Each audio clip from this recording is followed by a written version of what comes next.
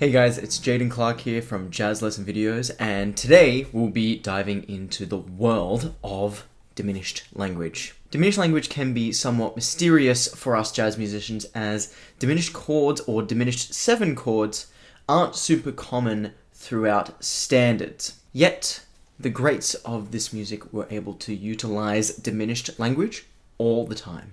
They did this by incorporating this kind of language over dominant chords to create extra tension. Having fluency over the diminished scale allows more room for subtle tension and release, as well as adding variety to our vocabulary as a whole. So, what can we do to practice this language effectively? Well, I'm going to show you 5 different exercises that each utilize diminished language to show you how we can go about this. These phrases can be found in the 15 exercises for diminished scale technique PDF package, and in there you can find triadic shapes, arpeggio shapes, diatonic shapes, chromatic approach notes and enclosures, and much more using the diminished scale. To download this resource along with backing tracks, feel free to click the link below. Before we jump into these exercises, it's important to note that the diminished scale is often used over the diminished 7, and the dominant chord. When playing over a diminished chord, the whole half diminished scale is used, and when playing over a dominant chord, the half whole diminished scale is used. Note that these are 2 different scales. The reason these scale options sound different simply comes down to how they voice lead and fit over their given chord. For example, the half-whole diminished scale has a flat 9, and this will always fit nicely over a dominant chord that is leading to the 1. Now, this is also why the half-whole diminished scale is a one-size-fits-all option for dominant and altered dominant chords. Let's listen to both these scales over both a diminished 7 and dominant 7 chord that are both leading to the 1. Here is the half-whole diminished scale.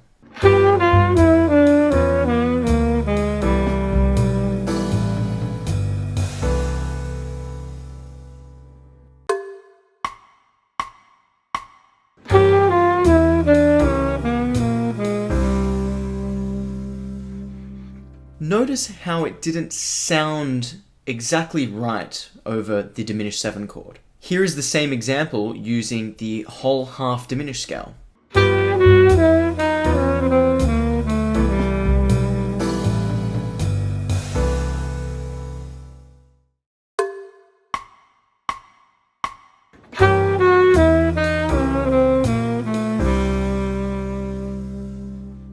Once again, this doesn't sound correct when played over a dominant 7 chord leading to the 1. Now, one final thing to note is that the diminished scale is a mode of limited transposition, having only 3 different transpositions. Now, that means if you learn the scale in C, D flat, and D, you should theoretically be able to play the scale starting from all 12 tones. That's why it's because E flat has the same notes as C, E has the same notes as D flat, F has the same notes as D, so on and so forth. Now, with all that out of the way, let's go ahead and jump into this first exercise. So let's go ahead and start with the diminished triad.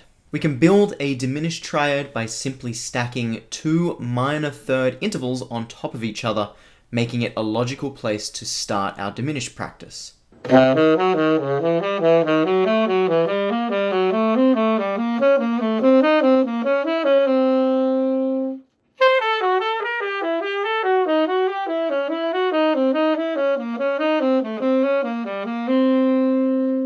So taking a closer look at this pattern now, we can see that we start with 1, 3, 5, 3. Now these are notes of the diminished triad. Of course, when we are ascending, we go ahead and take that 4-note cell, or that 4-note triadic pattern, and then we move that up the half-whole diminished scale. So you can see that the first note of each 4-note grouping is a note from the half-whole diminished scale. So on the way down, we simply flip that pattern upside down, and what you'll actually notice is, of course, we're still starting on the root, the 1, and then we move down to the major 6, which is actually the diminished 7 of a diminished 7 arpeggio, and then we also move down to the flat 5. So still a very similar pattern. Of course, this is then taken down the half-whole diminished scale until we then resolve an octave below. So, of course, I just mentioned the diminished 7 of a diminished 7 arpeggio in that triadic exercise. Now, let's go ahead and add that extra minor third, right, the diminished 7, on top of the triad when we are working with these exercises now. So we can see how we can incorporate the diminished arpeggio into a similar pattern.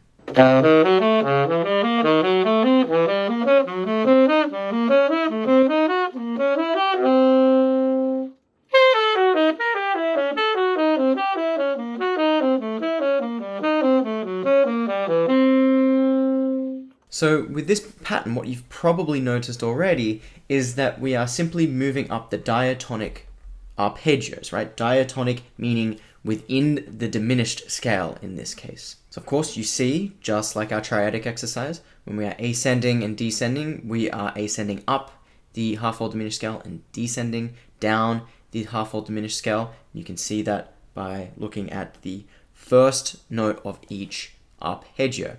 Now, a little trick with this particular pattern is that you'll notice that this pattern is really only built off of 2 different diminished arpeggios. That comes back to our mode of limited transposition. So if you look at the first 2 arpeggios in the ascending pattern, you can see that we have C diminished arpeggio, followed by D flat diminished arpeggio. Now, if you move to E flat diminished arpeggio, which is the third, you'll notice that it's using the exact same notes as the C diminished arpeggio. You'll also notice that if you move 1 cell over, the E diminished arpeggio is using the exact same notes as the D flat diminished arpeggio. So we can see that we are simply using a pair of diminished arpeggios separated by a half step. Now, using this should make it a lot easier to get under our fingers and ingrain into our minds both the ascending and descending arpeggio patterns here. Let's go ahead and use the whole scale now. Here is a diatonic shape.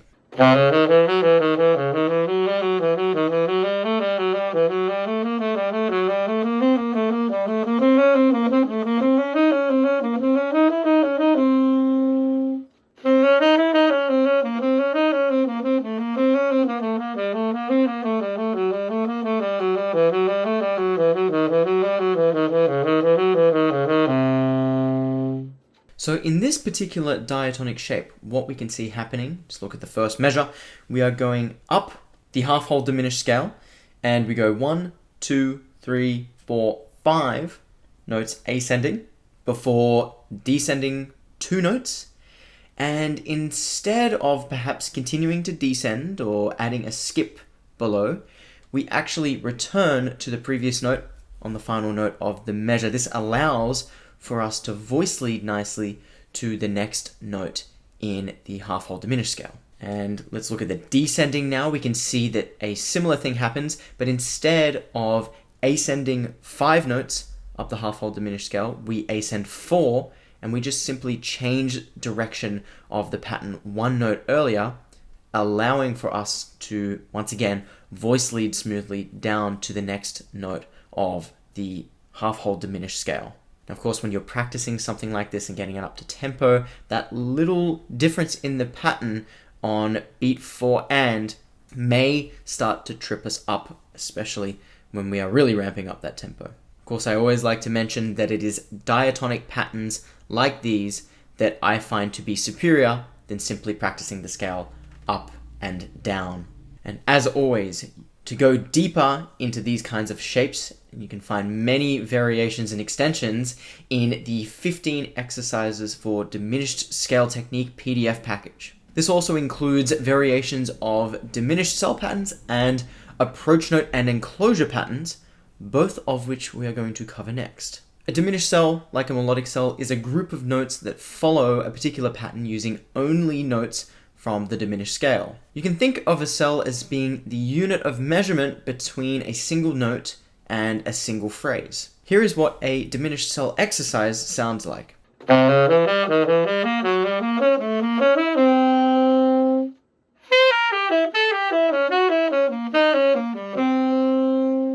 So let's check out this pattern now. What we can see is, of course, we are starting on the root, then we move to the second note, and then we actually go ahead and move up to the fourth note in the half-whole diminished scale.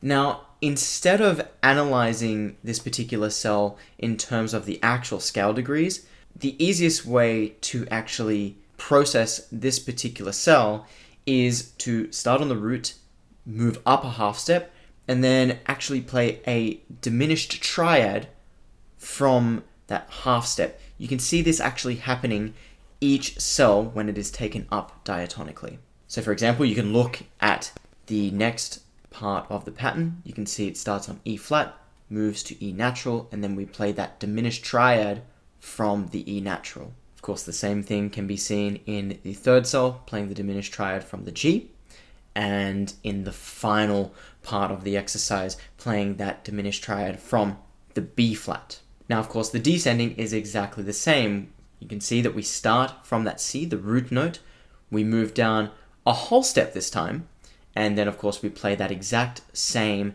diminished triad. Now, you think about the kind of scale that we're using. If we are using the half-whole diminished scale, that means it is ascending in half step, then whole step, then half step, then whole step.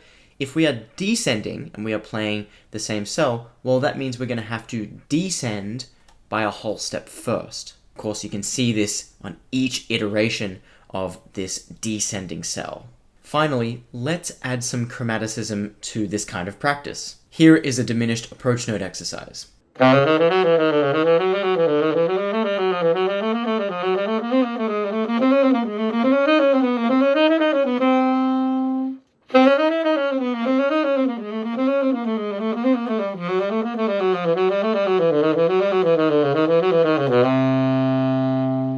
So checking out this pattern now, like the diminished diatonic exercise that we saw, we ascend up the scale by 5 notes, right? You can see that 1, 2, 3, 4, 5, with the 5th note landing on beat 3 in the measure.